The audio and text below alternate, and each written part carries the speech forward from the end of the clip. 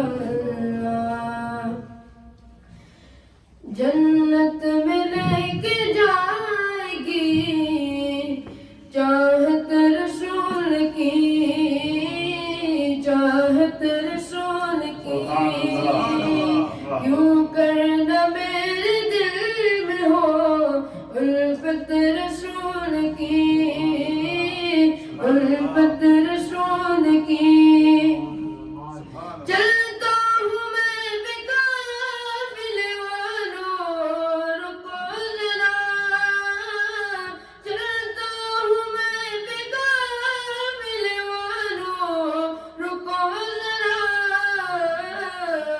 ملنے دو بس مجھے بھی ملنے دو بس مجھے بھی اجازت رسول کی جنت میں لے کے جائے گی چاہت رسول کی سرکار نے بلا کے مدینہ دکھا دیا سرکار نے بلا کے مدینہ دکھا دیا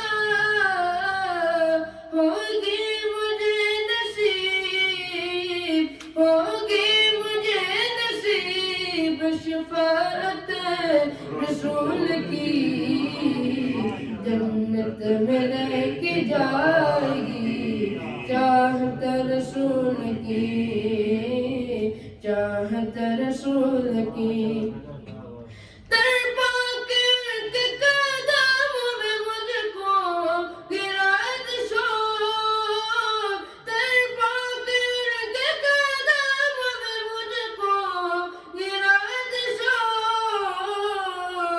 جس وقت ہو لحد میں جس وقت ہو لحد میں زیارت رسول کی جنت میں لے کے جائے گی چاہت رسول کی چاہت رسول کی کیوں کرنا میرے دل میں ہو الفت رسول کی الفت رسول کی صلی اللہ علیہ یا رسول اللہ وسلم علیک یا حبیب اللہ ایک میں ہی نہیں ان پر قربان زمانہ ہے ایک میں ہی نہیں ان پر قربان زمانہ ہے جو رب تو عالم کا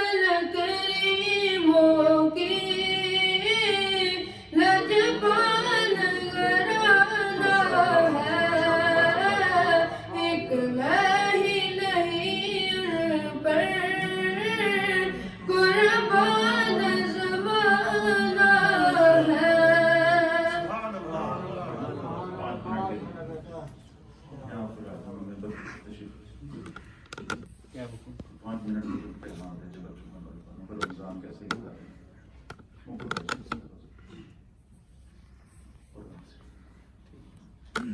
السلام علیکم ورحمۃ اللہ وبرکاتہ. الحمدللہ رب العالمین والصلاة والسلام علی سید المرسلین وعلی آلہ واصحابہ اجمعین. Alhamdulillah, Allah Ta'ala has once again given us this blessed month of Ramadan. We can just imagine there were so many people with us last year and they are not with us anymore. Allah. And they didn't know last Ramadan that it was their last Ramadan. So we need to make most of every minute, every hour that we have, inshallah, and try to make it more fruitful. And in Ramadan, I would only say it is a journey towards Allah, and every individual has his or her own journey to make. You know what you are, I know what I am, and we know what are the things we need to improve on. Okay? So in this month of Ramadan, when shaitan is locked up by the mercy of Allah subhanahu wa ta'ala, we need to assess ourselves. We need to see what are the shortcomings that we have. What are those things that we do during the year which Allah subhanahu wa ta'ala dislikes, and what can we do to improve ourselves. And this whole month gives us this opportunity to work on ourselves, to practice, so that after Ramadan is over and when we are actually in the battlefield, then inshallah tabarak wa ta'ala we can be successful. And Quran is the main thing, alhamdulillah, that this whole setup of Ramadan is for the arrival of the Quran. Shahru Ramadan alladhi unzila fihi al-Quran. So the fasting and the Taraweeh, everything is around Quran. And we need to connect with Quran. We need to connect with Quran. And yesterday I did a short clip, recorded it, as to the reasons why we should pray the Quran. کہ جب ہم قرآن پڑھتے ہیں تو ہماری نیتیں کیا ہونی چاہیے. What are the niyas? What are the intentions? So say if we sit down to pray the Quran, what is your intention? You know, the beautiful thing about Islam is that if you do one amal with one intention, you get 1 time sawab. If you do the same amal with 10 different intentions, you get 10 different sawab. So it is in our interest that when we do any amal, we have as many intentions as possible. Sayyidi Ala Hazrat Imam Ahl Sunnat, he has listed down a number of intentions when you come to the masjid. کہ جب مسجد جاؤ تو اتنی ساری نیتیں کر لو, پھر اگر وہ کام نہ بھی ہو تو نیت کا ثواب مل جائے گا. So I'll just list 10 and then I'll pass it on to Allah myself. Just 10 of the intentions we can have when we sit to pray the Quran. And all of us, inshallah, as I said, everybody's situation is different. Some people work. Alhamdulillah. So our situations are different. There are people who finish 3 Qurans. There are people who finish 2 Qurans. But at least as an ummati, we should finish 1 Quran. At least 1 Quran. We should try our best, no matter what our situation is, no matter what our commitments are, we should try and finish at least 1 Quran. So what are the intentions? One is obviously reward. For every letter that we pray, Allah subhanahu wa ta'ala is giving us 10 reward. Can you imagine the reward when we finish the entire Quran? That is one. Another one is, Quran is the rope of Allah, where one side of the rope is with Allah and the other side of the rope is with us. So if you want to get closer to Allah, you need to read the Quran. That is how you can get closer to Allah. The third one is Quran is shifa. It is healing. Healing not just for the physical sense or with the physical sense, healing also for the diseases of the heart. تو اس نیت سے بھی قرآن پڑھیں کہ وہ شفا ہے. Then the fourth is shafaat. Quran will do shafaat for a person. Subhanallah. Quran will not sit until the person who used to recite is forgiven by Allah subhanahu wa ta'ala.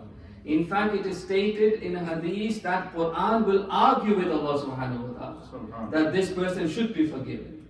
So these are just means given by Allah subhanahu wa ta'ala. Then it is guidance. We sit down to pray the Quran when we say, Ya Allah, give us the guidance to act on the principles of Quran. Quran is Hudan lil Nas and Hudan lil Muttaqeen. It is guidance for all of us. Then to recite the Quran and also to listen to the Quran as we do in Taraweeh is the Sunnah of the Prophet sallallahu alaihi wasallam. ये भी नियत करें कि अल्लाह के रसूल सल्लल्लाहु अलैहि वसल्लम की ये सुन्नत मुबारका है, कुरान पढ़ना भी और सुनना भी अल्हम्दुलिल्लाह. So we listen to Quran in Taraweeh, we pray the Quran. और सुन्नत की क्या बरकत है? When we act on the sunnah, you become the beloved of Allah. In kuntum tuhibbuna Allah fattabi'uni yuhibbukumullah. If you act on the sunnahs of the Prophet sallallahu alaihi wasallam, Allah subhanahu wa ta'ala will make us His beloved. So that is one intention. Another intention is, we can say that we are doing this to please Allah subhanahu wa ta'ala. This is the fundamental. ये सबसे बुनियादी है. कोई भी अमल करे या अल्लाह इसलिए कि मौला तू राजी हो जाए. So this is what we should do, that Ya Allah, whatever amal we do, the ultimate purpose is, Ya Allah, you become pleased with us. If Allah Ta'ala is pleased, inshallah, everybody else will be pleased, and inshallah we will be successful in this world and the hereafter. We need to make dua, and I finish on this dua. We need to make this dua, and we need to cry in the court of Allah and we say, Ya Allah, give us the ability to make the most of this Ramadan. Amen. Give us the ability to use every hour, every minute of this blessed month, so that we can be successful, inshallah, in this world and also in the hereafter. May Allah Ta'ala give us the tawfiq. Wa akhiru da'wana alhamdulillahi rabbil alamin. Subhanallah wa bihamdihi, subhanallah al-azim. बहुत शुक्रिया, जज़ाकुमुल्लाह व अहसनल जज़ा.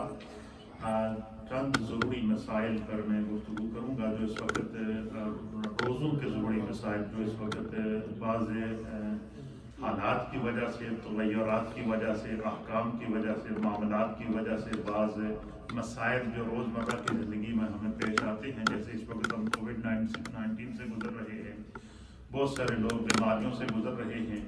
तो इस्लाम चूँकि दीन रहमत है, इस्लाम क्या है? दीन रहमत है. और अल्लाह ताला ने इस दीन को इस तरह मोमिन के लिए और अहले ईमान के लिए रहमत बनाया है जिस तरह के उसके महबूब की ज़ात रहमत लिल आलमीन. और यही वजह है कि अल्लाह ताला ने कुरान में फरमाया कि ला युकल्लिफुल्लाहु नफ्सन इल्ला वुस्अहा, कि अल्लाह ताला किसी भी जान को उसकी ताकत से ज़्यादा तकलीफ नहीं देता. कि बंदा ये कहे ना कि किसी को कोई, देखिए दुनिया में आज भी बड़े बड़े ज़ाब्ते हैं, उसूल हैं, किसी को ज़रा सी कोई बात हो तो वो दूसरे पे शिकवा कर देता है कि मुझ पे बड़ा जुल्म हुआ है. लेकिन कोई ये नहीं कह सकता नाउज़ बिल्लाह मिन ज़ालिक कि अल्लाह ने किसी पर जुल्म किया. वो तो खालिक कायनात है, वो तो रहमान है, वो रहीम है, वो करीम है, वो 70 माओं की ममता से ज़्यादा अपनी मखलूक से प्यार करता है. तो इसलिए अल्लाह फरमाता है कि ला युकल्लिफुल्लाहु नफ्सन इल्ला वुस्अहा, कि अल्लाह ताला किसी भी जान को उसकी ताकत से ज़्यादा तकलीफ नहीं देता. हर एक को जिसको जो तकलीफ मौजूद है वो उसकी जान के वो उसके मुताबिक है कि वो उसको बर्दाश्त कर सकता है. इसीलिए फरमाया कि जब तुम अल्लाह की बारगाह में दुआ किया करो तो क्या दुआ किया करो? रब्बना वला तहमिल अलैना इसरन कमा हमलतहु अलल लज़ीना मिन क़ब्लिना. फिर दूसरे मुकाम पर फरमाया कि वला तुहम्मिलना मा ला ताक़त लना, कि अल्लाह मुझ पर ऐसा कोई बोझ न डालना जिसको उठाने की मुझ में ताकत न हो. फरमाया ये दुआ अपने रब से मांगा कीजिए. रमज़ान के मसाइल हैं. अल्लाह ताला ने कुरान के अंदर इरशाद फरमाया, अल्लाह ताला ने दीन में कुछ रुख़सतें दी हैं. फरमाया कि अल्लाह के हबीब फरमाते हैं कि यस्सिरू वला तुअस्सिरू, लोगों को दीन की आसानियाँ सिखाएं, वला तुअस्सिरू, उनको मुश्किल में न डालें, क्योंकि दीन रहमत है. और अल्लाह ताला ने कुछ दीन के अंदर रुख़सतें भी रखी हैं, कुछ अहकाम हैं, फ़राइज़ हैं जिन पर अमल करना इंतहाई ज़रूरी है. तो कुरान में अल्लाह फरमाता है कि या अय्युहल्लज़ीना आमनू, सूरह बकरा के अंदर सूरह नंबर 2 है और इसका वर्स नंबर है 183. اللہ فرماتا ہے کہ یا ایھا الذین آمنوا کتب علیکم الصیام، کیا ایمان والو تم پر اللہ نے روزے فرض کیے ہیں، کما کتب علی الذین من قبلکم، جس طرح کہ تم سے پہلے لوگوں پر فرض کیے گئے تھے۔ پتہ چلا کہ یہ روزے صرف امت مصطفیٰ پر ہی فرض نہیں تھے، بلکہ پہلے انبیاء کی امتوں پر بھی اللہ نے کسی نہ کسی صورت میں روزے کو کیا کیا تھا، فرض کیا تھا۔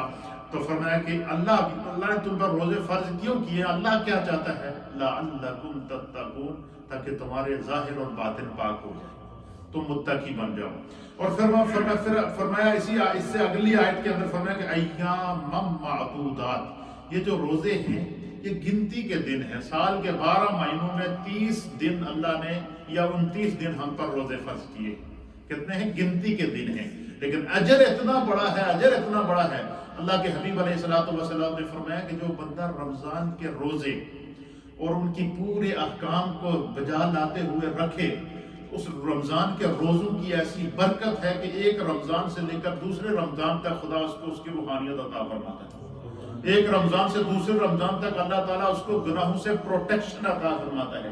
ایک رمضان سے دوسرے رمضان تک اس کے ظاہر اور باطن کے اندر تقویٰ پیدا ہو جاتا ہے۔ تو فرمایا کہ یہ گنتی کے دن ہیں۔ فَمَنْ كَانَ مِنْكُمْ مَرِيضًا، روزہ فرض ہے، لیکن اب دیکھیں اسلام کی رحمت دیکھیے کہ فَمَنْ كَانَ مِنْكُمْ مَرِيضًا، اگر تم میں سے کوئی مریض ہے، او عَلَى سَفَرٍ، یا سفر کے اندر ہے یا حالت سفر میں ہے، فرمایا کہ فَعِدَّةٌ مِّنْ أَيَّامٍ أُخَرَ، تو وہ کیا کرے؟ وہ اگر بیماری کی وجہ سے وقتی طور پر فرض روزہ نہیں رکھ سکتا تو وہ کیا کرے؟ وہ بعد میں اس روزے کی کیا کرے؟ قضا کر لے۔ اور اگر بیماری دائمی ہے کہ اس کے ٹھیک ہونے کا کوئی وہ نہیں آتا، اب اسلام کی دیکھیے کہ کتنی رحمت ہے، وہ کیا کرے؟ وہ فدیہ ادا کرے، فدیہ تو طعام مسکین، کہ وہ فدیہ الذین یطیقونہ، کہ یعنی جس آدمی کے لیے روزہ رکھنا دشوار ہو تو وہ کیا کرے؟ فرمایا کہ وہ علی الذین، اور وہ جن لوگوں کے لیے یطیقونہ، روزہ رکھنے کی جو طاقت نہیں رکھتے، فدیۃ، وہ فدیہ ادا کریں۔ ایک شخص فدیہ کیا ہے؟ کہ جس کی بندے کی دائمی بیماری ہے، ایسی بیماری ہے کہ جس کے ٹھیک ہونے کا کوئی امکان نہیں ہے، اور ڈاکٹر بھی کہہ سکتا ہے کہ روزہ رکھنے سے تمہاری یہ بیماری بڑھنے کا خطرہ ہے یا تمہاری جان جانے کا خطرہ ہے۔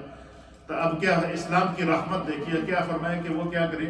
اگر تو وہ بیماری بعد میں ٹھیک ہو جائے تو وہ کیا کرے؟ اس روزے کی قضا کر لے، بعض کے دنوں میں ٹھیک، صحت کے دنوں میں۔ لیکن بیماری اگر دائمی ہے، وہ ٹھیک نہیں ہو سکتی، تو کیا کرے؟ فرمایا کہ وہ روزے کا فدیہ عطا کرے۔ اور فدیہ کیا ہے؟ فدیہ تو طعام مسکین، ایک شخص کا، ایک مسکین کا جو ہے وہ 2 وقت کا کھانا ہے، ایک آدمی کا 2 وقت کا کھانا۔ اور آج کے دور کے اندر یہاں برطانیہ کے اندر 2 وقت کا کھانا جو ہے وہ 5 پاؤنڈ میں یا 6 پاؤنڈ میں آ سکتا ہے۔ تو 6 پاؤنڈ میں اگر 6 پاؤنڈ ہی زیادہ سے زیادہ احتیاطاً ایک روزے کا فدیہ رکھ دیا جائے، یا 5 پاؤنڈ ایک روزے کا فدیہ رکھ دیا جائے، تو یہ تقریباً 150 سے لے کر 180 پاؤنڈ کے بیچ میں یہ 30 روزوں کا فدیہ بنتا ہے۔ چونکہ بیماری دائمی ہے، فرمایا اس نے فدیہ ادا کر دیا تو اللہ تعالیٰ رحمان ہے، اللہ تعالیٰ اس کو جو ہے وہ روزہ دار کے برابر ثواب عطا فرمائے گا۔ اچھا، دوسری چیز کیا ہے؟ فرمایا کہ جو بندہ اس سے زیادہ دینے کی طاقت رکھتا ہو تو وہ جتنا بڑھا کر اللہ کے راستے میں پیش کرے گا تو اللہ تعالیٰ اس کو جو ہے وہ اس کا اجر عطا فرمائے گا۔ چند روزے کے ضروری مسائل ہیں، چونکہ رمضان کا شروع ہے اس لیے سب سے پہلے تو یہ میرے پاس سوال آیا ہے، سوال یہ آیا ہے کہ اس سال جو ہمیں زکوٰۃ ادا کرنی ہے اس کا نصاب کیا ہے؟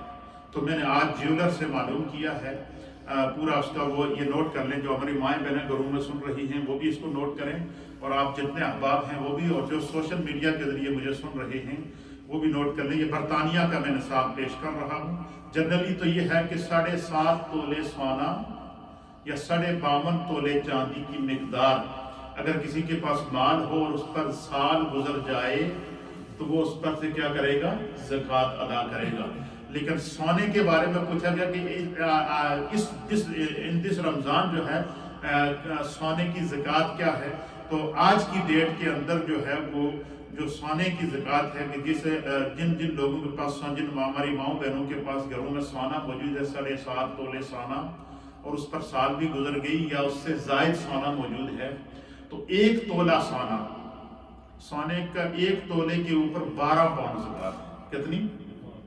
1 تولے سونے پر کتنی ہے؟ 12 پاؤنڈ زکوٰۃ ہے.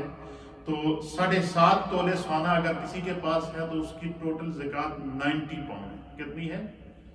90 پاؤنڈ ہے. اور اگر 7.5 تولے سے زائد سونا کسی کے پاس ہے تو وہ کیا کرے؟ 12 کے ساتھ ملٹی پلائی کرتا جائے. مثلا اگر 8 تولے ہے تو 8 ملٹی پلائی 12 کر لے. 9 تولے ہے تو 9 ملٹی پلائی 12 کر لے. 9 کو 12 کے ساتھ ضرب دے دے, 7 کو 12 کے ساتھ ضرب دے دے, 10 کو 12 کے ساتھ ضرب دے دے. جتنے تولے سونا ہے 12 پاؤنڈ فی تولے کے حساب سے وہ دے گا. اور اسی طریقے سے کسی کے پاس سونا ہے, کسی کے پاس رقم موجود ہے, کسی کے پاس جو ہے وہ کاروبار کا مال موجود ہے, مال تجارت موجود ہے, اور کسی کے پاس جو بینک بیلنس موجود ہے اور وہ نصاب کو پہنچتا ہے, تو اس کے بارے میں حکم یہ ہے کہ جتنا ایک تو جتنے سونے کی قیمت بنتی ہے وہ جتنا اس کے پاس بینک بیلنس موجود ہے وہ اگر اس کے پاس زکوٰۃ سال گزر گیا, اور جتنا اس کے پاس جو مال تجارت موجود ہے وہ سارے کی ٹوٹل قیمت لگا کر جب سب کی قیمت جمع ہو جائے گی تو اس میں سے وہ 100 میں سے 2.5% زکوٰۃ نکالے گا. اس حساب سے وہ اپنی زکوٰۃ کو ادا کرے گا. یہ ایک مسئلہ تو یاد رکھیے گا کہ اس سال جو سونے کی نصاب ہے, نصاب زکوٰۃ ہے, وہ 1 تولے پہ 12 پاؤنڈ. یاد رکھیے 1 تولہ سونے پہ 12 پاؤنڈ زکوٰۃ ہے.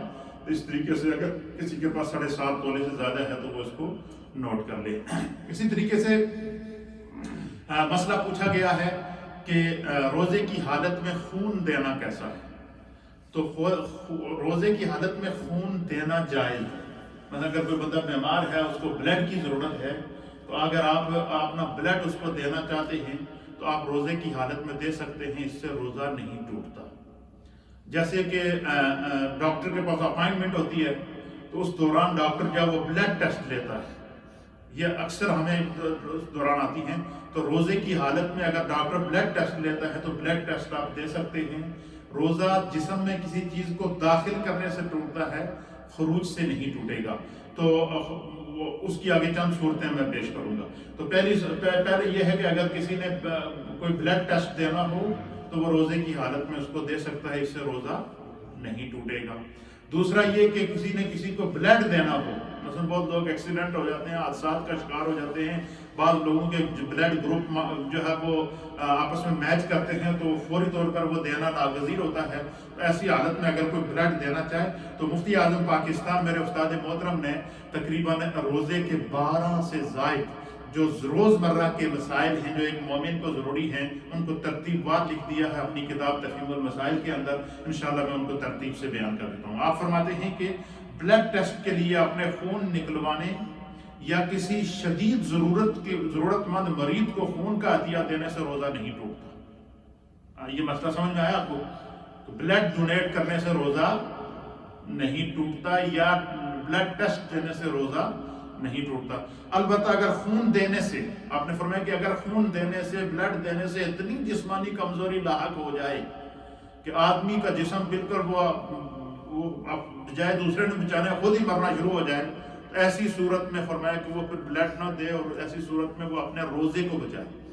کیونکہ بندہ اگر مثلا زیادہ خون دے دیا اور وہ بے ہوش ہو گیا تو اس کو ہوش میں لانے کے لیے پہلے تو پانی پلاؤ, پھر جوس پلاؤ, پھر اس کی صحت کو بحال کرو, فرض سے بھی گیا. تو فرمایا کہ ایسی صورت میں پھر وہ روزہ نہ توڑے, جو ہے روزے پر قائم رہے, اور وہ ایسی صورت میں بلڈ نہ دے تو بہتر ہے. تو فرمایا کہ ہاں اگر کسی کو بہت زیادہ ضرورت مند ہے تو اس کو بلڈ دے سکتے ہیں, یا ڈاکٹر آپ سے بلڈ ٹیسٹ لے رہا ہے تو روزے کی حالت میں آپ اس کو دے سکتے ہیں. دوسرا سوال پوچھا گیا ہے کہ کان میں دوائی لگانے سے, ڈالنے سے, یا آنکھ میں دوائی ڈالنے سے, اس کے بارے میں روزے کا کیا حکم ہے؟ آپ فرماتے ہیں کہ کان میں دوا یا تیل ٹپکانے سے یا پانی ڈالنے سے روزہ نہیں ٹوٹتا. کان میں دوائی ڈالنے سے یا تیل ڈالنے سے بسا اوقات لوگوں کو کان میں خارش ہوتی ہے. ہاں البتہ اگر آگے آپ دیکھتے ہیں کہ کان میں دوائی ڈالنے یا تیل ڈالنے سے روزہ نہیں ٹوٹتا, سوائے اس کے کہ خدا نخواستہ انسان کے کان کا پردہ اندر سے پھٹا ہوا ہے. کان کا پردہ پھٹا ہوا ہے تو اس نے دوائی ڈالی تو وہ دوائی کیا ہوگی, اس کے حلق پردہ پھٹا ہوا تھا, حلق تک پہنچ گئی, تو فرمایا کہ پھر ایسی صورت میں روزہ ٹوٹ جائے گا. لیکن اگر کسی کے کان کا پردہ پھٹا ہوا نہیں ہے, کان اندر سے سلامت ہے, تو اس دوران اگر کسی کو کان میں تکلیف ہے تو وہ اس کان کے اندر دوائی ڈال سکتے ہیں, اس سے روزہ نہیں ٹوٹتا. پھر فرماتے ہیں, اس کی تفصیل بیان کرتے ہیں.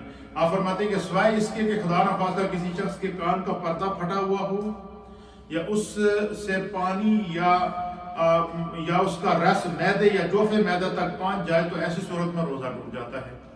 اچھا, تیسرا سوال یہ ہے کہ آنکھ میں دوائی ڈالنے سے کیا روزہ ٹوٹ جاتا ہے؟ تو ڈاکٹروں نے لکھا ہے کہ آنکھ کے جو ڈھیلا ہے نا, آپ نے دیکھا کہ جب آنکھ میں آپ کوئی دوائی ڈالیں تو اس کا ذائقہ حلق تک پہنچ جاتا ہے.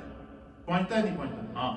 آنکھ کان سے حلق کے بیچ میں جو جاتا ہے راستہ, وہ ایسا نہیں ہے کہ ڈائریکٹ جا وہ کان میں کوئی چیز ڈالو تو انسان کے حلق تک پہنچ جائے.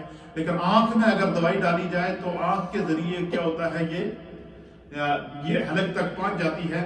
تو آپ فرماتے ہیں کہ ہماری تحقیق کے مطابق آنکھ میں دوا ڈالنے سے کسی بھی قسم کا آنکھ میں دوائی ڈالنے سے یا کسی بھی قسم کا انجیکشن لگانے سے روزہ فاسد ہو جاتا ہے, روزہ ٹوٹ جاتا ہے.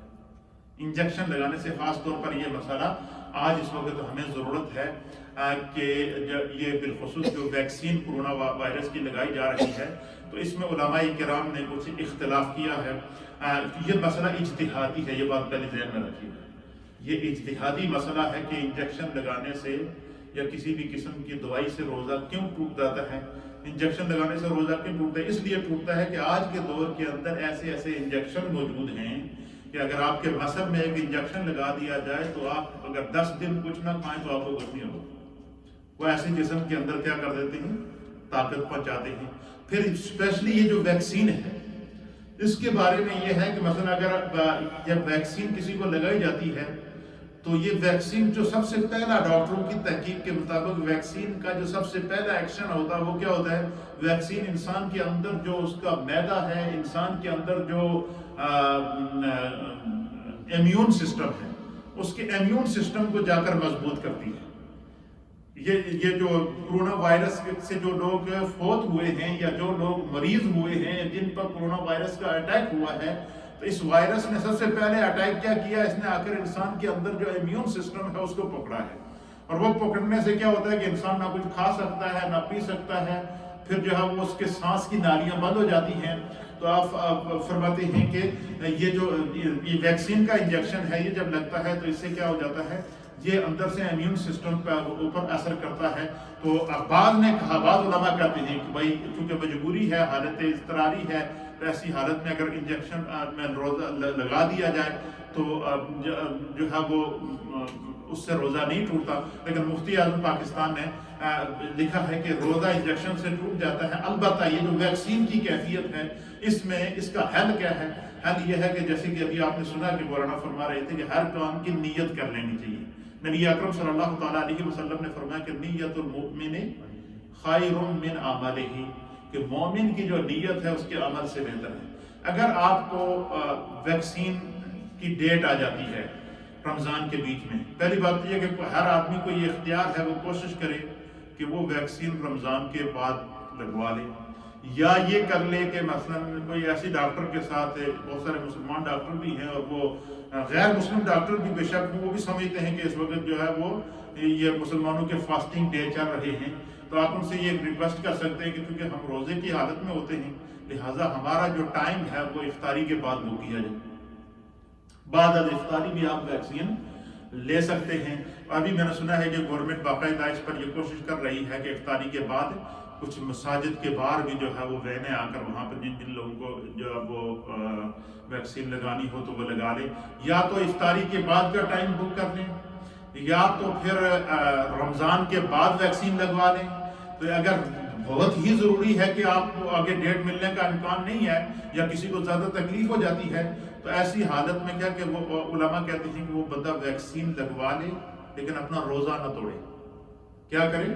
روزہ نہ توڑے, یہ اس کی مجبوری ہے, وہ ویکسین لگوا لے, اس روزے پر قائم رہے.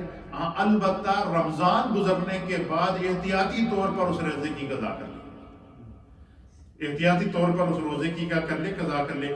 تو بعض علماء نے کہا ہے کہ مثلا اگر کسی نے نس کے اندر جیسے ڈرپ لگتی ہے، نس کے اندر کوئی انجیکشن لگایا تو اس سے روزہ ٹوٹ جاتا ہے، اور بعض کہتے ہیں کسی نے مسل میں انجیکشن لگوایا تو اس سے گوشت کے اندر کسی کا انجیکشن لگا تو اس سے نہیں ٹوٹے گا. لیکن علماء اور محدثین اور بعض علماء کی تحقیق یہ ہے کہ کسی بھی قسم کا انجیکشن ہو اس سے روزہ کیا ہوتا ہے، ٹوٹ جاتا ہے. لہٰذا یہ چیز بھی پھر اس کے اوپر پوری بحث کرتے ہوئے مفتی اعظم پاکستان نے الفقہ الاسلامی کا باقاعدہ حوالہ بھی دیا ہے، وادلہ تو ہوگا.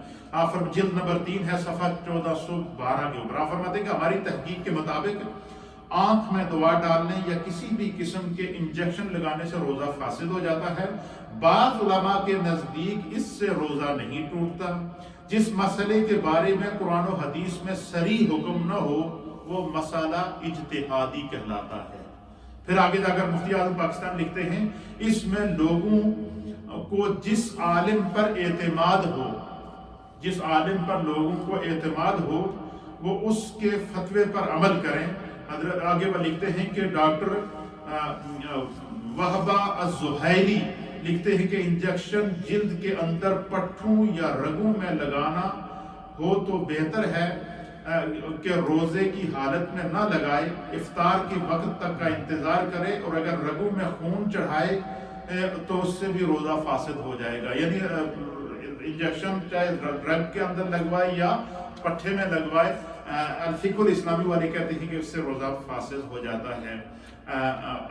اس سے کوشش یہ کرنی چاہیے کہ یہ فرض ہوتا ہے روزہ، جتنا اس سے بچ سکے. تو اس کی یہی دونوں صورتیں ہیں کہ اگر انجیکشن لگوا لیا تو بعد میں احتیاطی طور پر اس روزے کی کیا کرنے، قضا کرنے.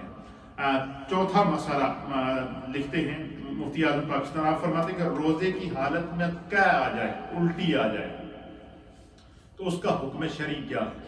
اس کے اوپر آپ لکھتے ہیں کہ روزے کی حالت میں قے آنے سے فقہاء اکرام نے اس کی 24 صورتیں لکھی کہ کن کن صورتوں میں روزہ ٹوٹ جاتا ہے اور کن صورتوں میں روزہ نہیں ٹوٹتا. کہتے ہیں کہ ان میں سے ممکنہ صورتیں بیان کی ہیں اور ان میں سے 2 صورتوں سے روزہ ٹوٹ جاتا ہے. اور پہلی صورت کیا ہے؟ پہلی صورت آپ لکھتے ہیں کہ یہ ہے کہ بے اختیار منہ بھر کے قے آئے، یعنی بندے کو جب الٹی ہو تو بالکل جو کچھ کھایا پیا تھا ایک دم سب کچھ منہ بھر کے باہر آ گیا. فرماتے کہ بے اختیار منہ بھر کے قے آئے اور اس کا کچھ حصہ قے الٹی ہونے کے بعد کچھ حصہ جو اس کے ذرات اس کے منہ کے اندر موجود تھے اس نے واپس نگل لیے. تو فرمایا کہ ایسی صورت میں روزہ کیا ہو جائے گا؟ ٹوٹ جائے گا. واپس نگل لیے ٹوٹ جائے گا. نمبر 2 کہتے ہیں کہ طبعی مجبوری کے تحت جان بوجھ کر کیا کریں. مثلا کسی بندے نے جو ہے وہ حلق کے اندر انگلی ڈالی، آپ نے دیکھا نا کہ حلق کے اندر انگلی ڈالے تو ایک دم وہ اس طرح کی کیفیت بن جاتی ہے کہ الٹی ہو جاتی ہے. اسی لیے کہتے ہیں کہ روزے کی حالت میں غرغرہ نہ کریں، کوشش کریں کہ تاکہ کوئی غرارہ کرتے ہوئے کہیں کوئی جو ہے وہ ذرہ حلق سے نیچے اتر جائے تو روزہ ضائع ہو جائے. اس لیے کہتے ہیں کہ روزے کی حالت میں ٹوتھ پیسٹ نہ کیا جائے کیونکہ اس کے اندر ذائقہ ہوتا ہے. مسواک کر سکتے ہیں، وہ ایسی مسواک جس کے اندر ذائقہ نہ ہو. تو فرمایا کہ روزے کی حالت میں ٹوتھ پیسٹ نہ کی جائے. روزے کی حالت میں سحری کھا کر روزہ بند ہونے سے پہلے آپ ٹوتھ پیسٹ کر لیں، یا افطاری کرنے کے بعد جو ہے وہ آپ ٹوتھ پیسٹ کر لیں. اس طرح رمضان میں اپنے دانتوں کو صاف کرنے کا جو اسکیجول ہے اس کے اندر چینجنگ لے کر آئیں. روزہ بند ہونے سے پہلے آپ ٹوتھ پیسٹ کر لیں. دن کو کسی بھی وقت جو ہے جب وضو کریں تو کلی کر لیں یا مسواک کر سکتے ہیں. روزے کی حالت میں ٹوتھ پیسٹ کرنے سے بھی روزہ کیا ہوتا ہے، اس کے ذرات اندر جانے کا، ذائقہ اندر جانے کا خدشہ ہوتا ہے. اسی کے فرمایا کہ طبی مجبوری کی وجہ سے کسی کو جو ہے وہ اس نے خود قے کی تو اس سے بھی روزہ ٹوٹ جائے گا. کہتے ہیں کہ اگر ایسی قے منہ بھر کے آئے، خواہ واپس حلق میں کچھ نکلے یا نہ نکلے، روزہ ٹوٹ جائے گا. مثلا کسی نے خود انگلی ڈال کر منہ کے اندر، حلق کے اندر انگلی ڈال کر الٹی کی تو فرمایا کہ وہ پھر اس کا کچھ حصہ اندر جائے یا نہ جائے وہ اس سے روزہ ٹوٹ جاتا ہے. تو خود جو ہے وہ خود الٹی کرنے سے جو ہے وہ روزہ ٹوٹ جاتا ہے. لیکن اگر اچانک الٹی ہو گئی اور منہ بھر کر قے نہیں ہوئی اور اس کا کچھ حصہ واپس اندر نہیں گیا تو اس سے روزہ قائم رہے گا. لیکن منہ بھر کر قے ہوئی اور کچھ حصہ اندر چلا گیا تو اس سے فرماتے ہیں کہ روزہ ٹوٹ جائے گا اور باقی صورتوں میں روزہ نہیں ٹوٹے گا. مسئلہ نمبر 5 آپ لکھتے ہیں کہتے ہیں کہ نیت دل کے ارادے کا نام ہے، زبانی نیت ضروری نہیں، دل کے اندر نیت کر لی جائے. اگر رات ہی کو کسی نے نیت کر لی کہ میں کل روزہ رکھوں گا تو اس کی ہو جائے گی، لیکن جو ہے وہ دل کے اندر ارادے کا نام جو ہے وہ یہ کرنے کا نام ہے. فرماتے ہیں کہ مستحب ہے. اگر رات ہی سے نیت کرنا چاہے تو کر سکتا ہے. اس صورت میں ان الفاظ کے ساتھ نیت کرے کہ میں اللہ تعالیٰ کے لیے کل کے روزے کی نیت کرتا ہوں، اور صبح صادق یعنی سحری کے وقت یا سحری کے بعد کرنا چاہے تو وہ ان الفاظ کے ساتھ کرے کہ میں جو ہے وہ وَبِصَوْمِ غَدٍ نَوَيْتُ مِنْ شَهْرِ رمضان کہ میں کل کے روزے کی کیا کرتا ہوں، نیت کرتا ہوں. پانچواں مسئلہ لکھتے ہیں کہ مثلا کسی شخص پر غسل فرض ہے، کسی مرد پر یا کسی عورت پر غسل فرض ہے. اب وہ سحری کے لیے اٹھے تو ٹائم اتنا کم ہے کہ اگر غسل کرتے ہیں تو سحری کا وقت نکل جاتا ہے، اور سحری کرتے ہیں تو پھر وہ کیا کرے. تو ایسی صورت کے اندر فرماتے ہیں کہ جو ہے وہ سحری سے پہلے غسل جنابت کرنا واجب تھا، مگر سحری ختم ہونے سے پہلے غسل نہ کر سکا، یا دن میں روزے کے دوران نیند کی حالت میں اس پر غسل فرض ہو گیا تو اس سے روزہ فاسد نہیں ہوگا. فرمایا کہ اگر مثلا کسی پر غسل فرض ہے اور وقت اتنا کم ہے تو پہلی بات یہ ہے کہ اگر بندے پر غسل فرض ہے تو اسے چاہیے کہ وہ اتنا ٹائم لے کر اٹھے کہ وہ غسل بھی کر لے، اپنے آپ کو پاک بھی کر لے، اور پھر ساتھ میں سحری بھی کھا لے. لیکن اگر ایسی صورت ہے کہ ٹائم کم ہے تو اس کے لیے حکم یہ ہے کہ وہ وضو کر کے کیا سحری کھا لے اور اس کے بعد پھر وہ غسل کر لے، جو وہ اس سے جو ہے وہ اس کے اندر شریعت نے گنجائش عطا فرمائی ہے. یا کسی نیند کی حالت میں، دن کو بندہ سویا اور نیند کی حالت میں کسی پر غسل فرض ہو گیا تو ایسی صورت میں روزہ ٹوٹے گا نہیں، روزہ قائم رہے گا. لیکن جان بوجھ کر اگر کسی کے اوپر غسل فرض ہو گیا تو پھر اس سے روزہ ٹوٹ جائے گا. یہ اس کی جو ہے وہ چند صورتیں لکھی ہیں. پھر آپ ساتویں صورت لکھتے ہیں کہ اس پر ساتویں پہ ختم کرتے ہیں، آگے اس کی تقریباً 10 صورتیں ہیں، وہ کل آگے مسائل کے اندر بیان کر دوں گا. کہ وضو کے دوران مسواک کرنا عام دنوں میں بھی سنت ہے اور رمضان المبارک کے مہینے میں بھی سنت ہے، لیکن ایسی مسواک ہو کہ جس کے اندر ذائقہ نہ ہو. عام جو مسواک ہوتی ہے یہ سنت ہے. اور ویسے دیکھیں صبح عام دنوں میں ٹوتھ پیسٹ وغیرہ کرتے ہیں، تو رمضان کے مہینے میں اگر ایک مسواک ہم اپنی جیب میں رکھ لیں یا اپنے گھر میں رکھ لیں یا اپنے جو ہمارے پاس گھر کے اندر رکھ لیں، تو جب بھی ہم وضو کریں تو ایک تو نبی پاک کی سنت سمجھ کے وہ مسواک کر لیا کریں، تو سنت کا بھی ثواب ملے گا، اور جو ہے وہ یہ منہ کے اندر جو بو وغیرہ ہوتی ہے اس سے بھی بندہ محفوظ رہتا ہے. تو کہتے ہیں کہ عام دنوں میں بھی سنت ہے، خواہ عصر کے وقت ہی یا عصر کے بعد ہی کیوں نہ مسواک کرے، مسواک کرنے کی اجازت. حضرت عامر بن ربیعہ حدیث پاک لکھتے ہیں کہ حضرت عامر بن ربیعہ بیان کرتے ہیں کہ میں نے بہت مرتبہ روزے میں مسواک کرتے ہوئے نبی اکرم صلی اللہ تعالیٰ علیہ وسلم کو دیکھا. حضرت عامر بن ربیعہ کہتے ہیں کہ میں نے روزے کی حالت میں خود دیکھا کہ حضور نبی علیہ السلام کیا کرتے تھے، آپ روزے کی حالت میں مسواک کیا کرتے تھے. تو یہ چند مسائل تھے آج ضروری میں نے آپ کی خدمت میں بیان کیے. تو آج ہم نے کتنے مسئلے سیکھے ہیں کہ زکوٰۃ کا جو اس سال کا نصاب ہے وہ کیا ہے، 1 تولے کی زکوٰۃ کتنی ہے، 12 پاؤنڈ. اور اگر 7.5 تولے کسی کے پاس سونا موجود ہے تو وہ 12 کے ساتھ ہر تولے کو ملٹی پلائی کرے. 7.5 تولے کی ٹوٹل زکوٰۃ، 7.5 تولے سونے کی ٹوٹل زکوٰۃ جو ہے وہ 90 پاؤنڈ ہے. اسی طریقے سے آگے میں نے تفصیل اس کی بیان کر دی ہے. دوسرا یہ ہے کہ انجیکشن لگانے سے روزہ کیا ہوتا ہے، ٹوٹ جاتا ہے. البتہ جو ہے وہ یہ جو ویکسین کا یہ جو سلسلہ چل رہا ہے اس حالت میں روزہ نہ توڑے، لیکن بعد میں اس روزے کی کیا کر لے، قضا کر لے. اسی طریقے سے جو ہے وہ روزے کی حالت میں ہم مسواک کر سکتے ہیں، ٹوتھ پیسٹ نہیں کر سکتے. یہ مسئلہ بھی ہم نے سیکھا ہے کہ روزے کی حالت میں اگر کسی کو بلڈ ڈونیٹ کرنا چاہیں تو کر سکتے ہیں، اس سے روزہ نہیں ٹوٹے گا. روزے کی حالت میں ڈاکٹرز کو بلڈ ٹیسٹ دینا چاہیں تو دے سکتے ہیں. اللہ تعالیٰ کو قبول و منظور فرمائے. کیا ٹائم ہے؟ 6-7 منٹ تھوڑا سا ذکر کرتے ہیں پھر دعا کرتے ہیں. یہ قبولیت کا وقت ہے. بسم اللہ الرحمن الرحیم. آپ سب حضرات کے لیے یہاں کھجوریں موجود ہوں گی. ایک ہی کھجور سے آپ افطار کر کے 1 منٹ اور اس کے بعد آدمی پوچھے ایک آدمی روزہ نہیں رکھتا ہے تو تعبیر نہیں پڑھنا کیا ہو سکتا ہے؟ جی روزہ رکھتا ہے تعبیر نہیں پڑھنا. تراویح نہیں، تراویح پڑھنے اب سنت مؤکدہ ہے، پڑھنی چاہیے. نماز اللہ تعالیٰ نے فرض کی ہے تو ضروری ہے پڑھنا چاہیے. لیکن اگر کسی نے روزہ رکھا ہے اور تراویح نہیں پڑھی ہے تو اس کے روزے پہ کوئی اثر نہیں پڑے گا. لیکن یہ صحیح نہیں ہے، ایسا کرنا درست نہیں ہے. تراویح پڑھنی چاہیے، سنت مؤکدہ. جڑا بندہ بیمار روزہ نہیں رکھنا تعبیر وہ پڑھ سکتا ہے؟ ہاں بالکل پڑھ سکتے ہیں. وہ بیمار ہے، یہ بیماری عذر ہے اور عبادت فرض ہے. تو اگر کسی نے روزہ بیماری کی وجہ سے بندہ روزہ نہیں رکھ سکتا تو وہ تراویح پڑھ سکتا ہے. اس سے اس کے اجر و ثواب میں اضافہ ہوگا. اس کی کوئی پابندی نہیں ہے، شرعاً اس کی اجازت ہے. لا الہ الا اللہ، لا الہ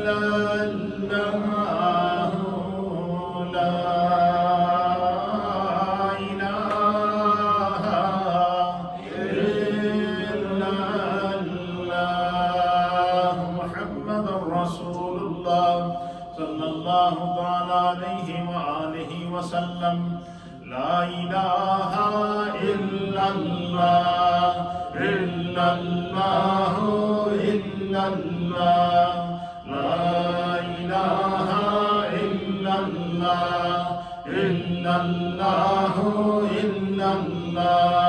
لا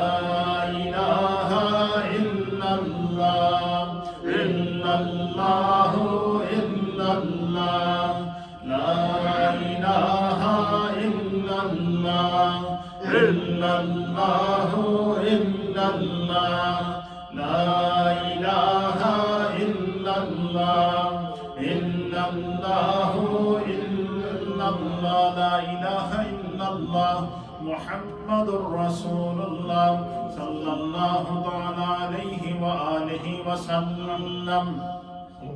اللہ اللہ اللہ اللہ اللہ اللہ